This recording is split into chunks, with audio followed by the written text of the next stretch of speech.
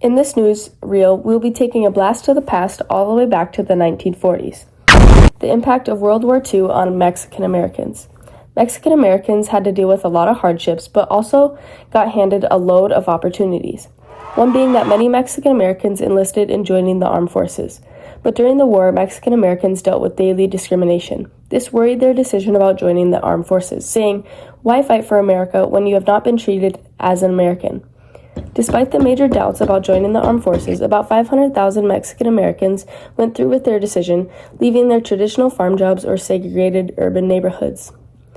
With Mexican Americans moving to major cities, it brought more opportunities such as getting more job offers, the chance to work for industrial companies, and lastly, the Mexican Americans were held for equal rights regarding the white Americans.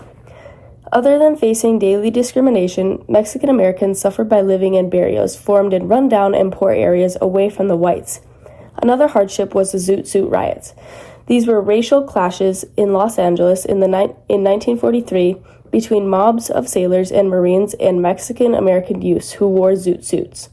Their outfits consisted of flat, broad-brimmed felt hats, a long suit coat with broad shoulder pads, baggy pants that flare at the knees. Patrios and servicemen from the local Navy base occasionally clashed in small-scale skirmishes, causing the Zoot Suit riots. Anyone wearing a zoot suit was attacked, along with gang members found in barrios. Police didn't do much about this, though. An investigative committee later determined that the main cause of the Zoot Suit riots were racial issues, police discrimination, and inflammatory press articles. The last hardship the Mexican Americans faced was that the Patrios were involved as gang members in the riots and were known to be very unpatriotic. A letter from the Youth Committee for the Defense of Mexican American Youth was sent, reading,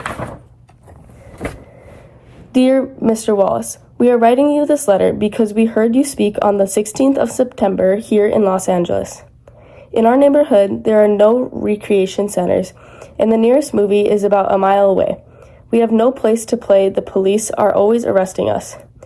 There is still a lot of discrimination in theaters and swimming pools, and the newspapers made us look like criminals too. They make fun of zoot suits and use the word Mexicans like it was a dirty word. We have talked about this in all of our clubs, and we think it's very bad for the war because it is against unity and divides us from the rest of the people. We know that us Mexican American boys and girls can do a lot of things to win the war if someone gives us the chance. We have got a defense club to help the 24 boys on trial, and the way we are raising money for that is to collect scrap iron. Discrimination is what hurts us the most, so please help us, that particularly because discrimination is the thing that makes the other Americans divide us. We don't like Hitler or the Japanese either. We thank you very much. Respectfully, Youth Committee for Defense of Mexican American Youth."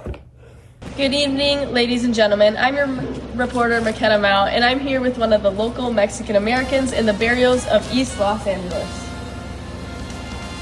I'll be asking them about what they've faced during America during the current World War.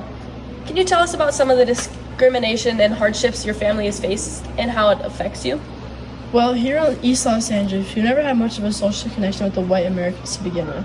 In a lot of places, we dealt with segregation, mainly because of our skin color and language. I've heard about that. That seems very rough for you and your family. Could you possibly give us a bit more detail about some things that you've been going through in your lifetime? Yeah, sure I can. You've heard of those Zoot Suits riots, right? Well, my younger brother, who is usually referred to as the Pachucos, recently had received one for his birthday, but it was around the time those riots started. He was wearing it out one day and some random guy came up to him and beat him half to death. Oh, I'm so sorry to hear that. I've heard the police would arrest those who were wearing the suits afterwards, right? Yeah, that is true. He is currently in jail a few blocks away, along with a bunch of his friends who were caught in the violence for also wearing the suits. Again, we are incredibly sorry to hear that. I hope he can be freed soon from jail. Well, folks, you heard it first from our local resident in the barrios. Thank you for all watching and have a wonderful rest of your day.